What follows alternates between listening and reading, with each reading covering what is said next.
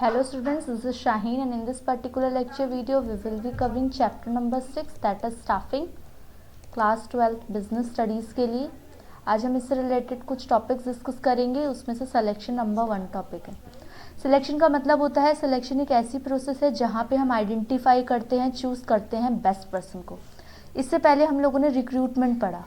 Recruitment का मतलब होता है जितनी वैकेंसीज अवेलेबल होती हैं फर्म के अंदर उतने से ज़्यादा लोगों की वैकेंसी के लिए अप्लाई किया जाता है और उनमें से हम लोग कुछ लोगों को सेलेक्ट करते हैं। अब उस सिलेक्शन की जो पूरी की पूरी प्रोसेस होती है वो सिलेक्शन में आती है। इसीलिए सिलेक्शन को नेगेटिव प्रोसेस भी कहते हैं, क्योंकि इसमें से हम लोग काफ़ी लोगों को रिजेक्ट कर देते हैं। तो अगर आप लोगों से क्वेश्चन आए कि क्या जो स्टाफिंग होती है वो एक नेगेटिव प्रोसेस है, तो आप कहेंगे यस।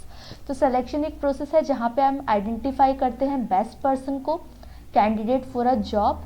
उसके बाद एक एम्प्लॉयमेंट टेस्ट लिया जाता है, एम्प्लॉयमेंट इंटरव्यूज़ होते हैं, उसके बाद उसमें से एलिमिनेट कर दिया जाता है और फिर पूरी प्रोसेस जब कंप्लीट हो जाती है सिलेक्शन के बाद, तब उसकी ट्रेनिंग और डेवलपमेंट कंप्लीट होती है। तो सेलेक्ट करना उस इंसान को इस पूरी प्रोसेस में सिलेक्शन के अंदर आएगा।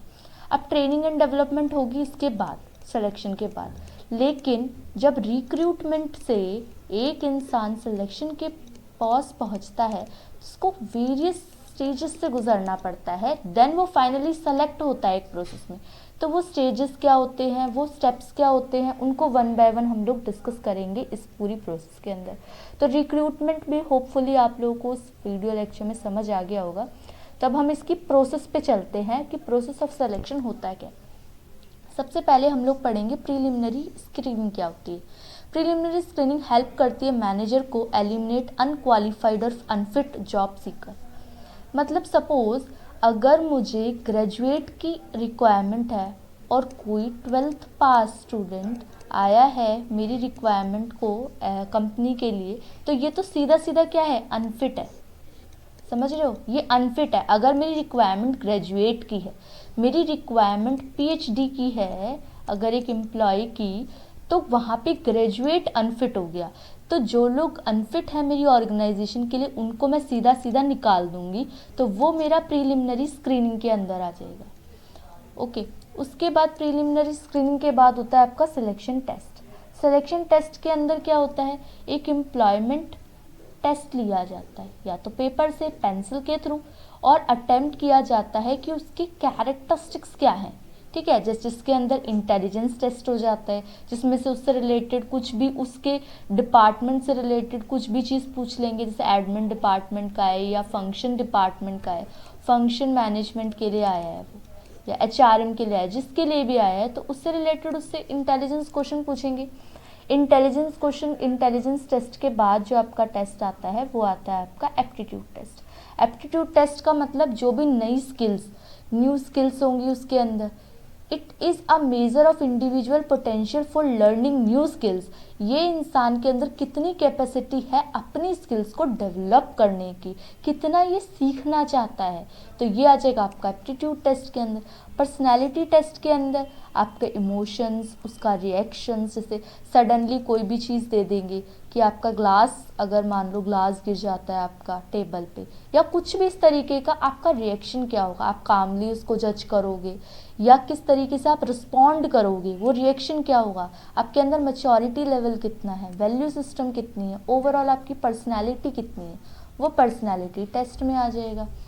उसके बाद पर्सनालिटी टेस्ट के बाद ट्रेड टेस्ट आ जाएगा। ट्रेड टेस्ट के अंदर आपकी जो स्किल्स हैं रिलेटेड टू आपकी कंपनी, जैसे ट्रेड टेस्ट के अंदर ये जो टेस्ट होता है, that exist skill of the individual, they measure the level of knowledge को मेज़र करते हैं, उनकी प्रोफिशिएंसी को, area of profession, technical training, इससे रिलेटेड कि ट्रेड टेस्ट में कितना एक्सचेंज होगा, कितना आप इंटरचेंज करते हो, ये सब पूछा जाएगा। Difference between aptitude and trade test is that former measure related to potential to acquire skills and the latter the actual skill possessed. मतलब पहले इसकी एक्वायर करने की कैपेसिटी कितनी थी और इस इंसान ने एक्वायर कितना किया, इन दोनों के बीच का डिफरेंस ट्रेड टेस्ट में आएगा।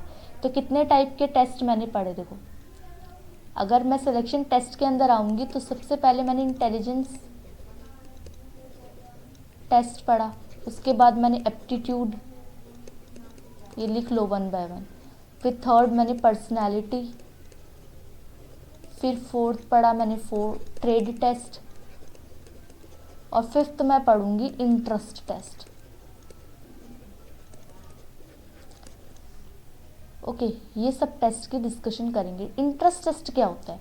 Every individual has fascination for some job the other. Interest test are use to know the pattern of interest और इन्वॉल्वमेंट ऑफ अ पर्सन।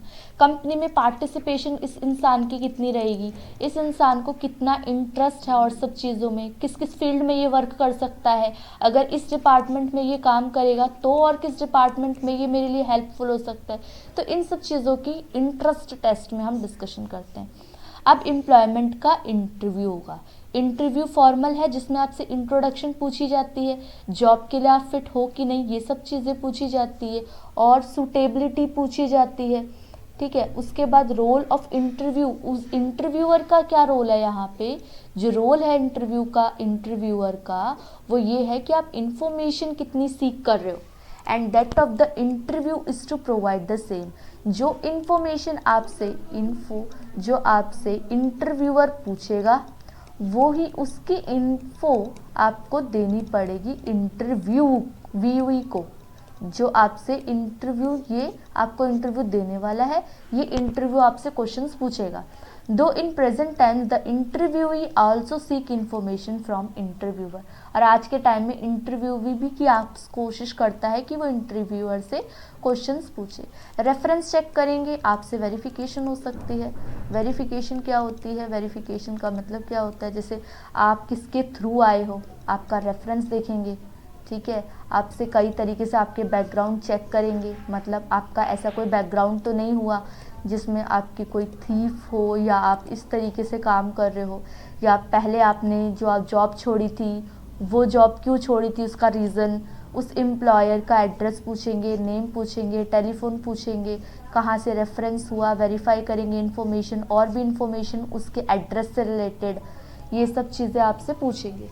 तो उसके बाद जो आएगा पॉइंट, वो आएगा आपका रेफरेंस एंड बैकग्राउंड में ये सारी डिटेल्स पूछी जाएगी।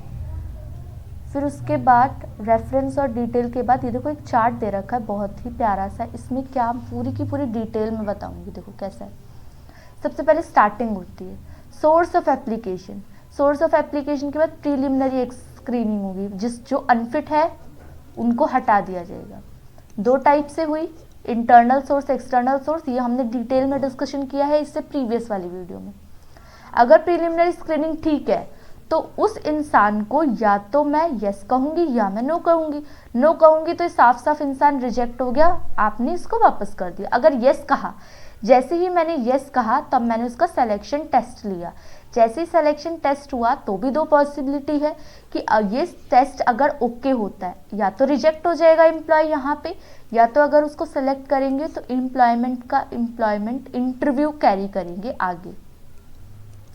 ओके, एम्प्लॉयमेंट इंटरव्यू के बाद अगर एम्प्लॉय इंटरव्यू में पास आउट हो जाता है, ठीक है, आगे इसके बाद इस पूरे चार्ट को देखते हैं।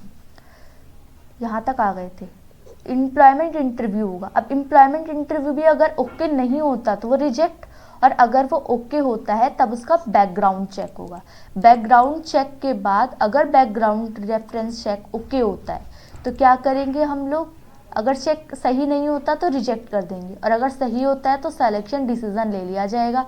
सिलेक्शन डिसीजन पॉजिटिव नहीं होता तो वो रिजेक्ट हो जाएगा, और अगर सिलेक्शन डिसीजन पॉजिटिव हो जाता है तो क्या हो जाएगा, उस इंसान को सेलेक्ट कर लिया जाएगा, उसको जॉब ऑफर दिया जाएगा कि that you are selected. Employment का कॉन्ट्रैक्ट, अगर उससे रिलेटेड कोई कॉन्ट्रैक्ट बनेगा 1 साल का, 6 महीने का, तो वो कॉन्ट्रैक्ट बनाया जाएगा।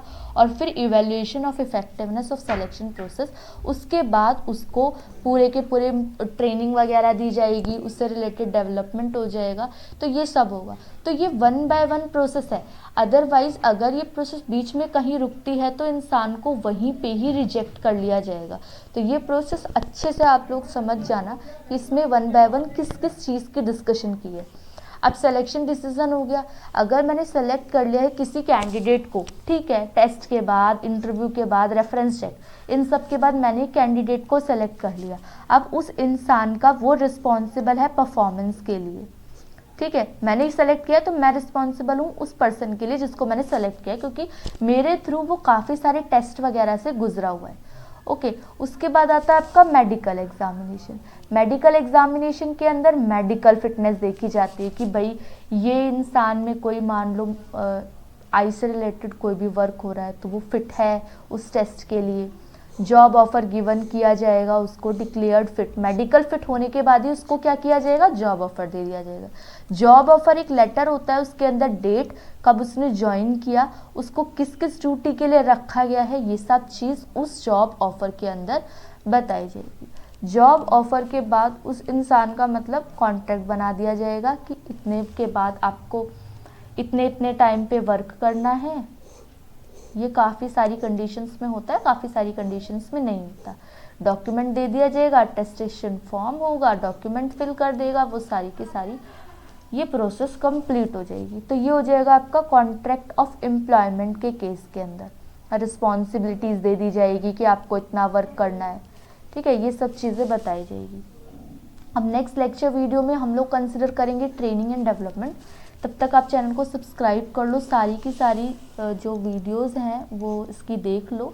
इसके पार्ट्स बहुत सारे दे रखे हैं, पार्ट 1, पार्ट 2, पार्ट 3, सारे के सारे देख लो।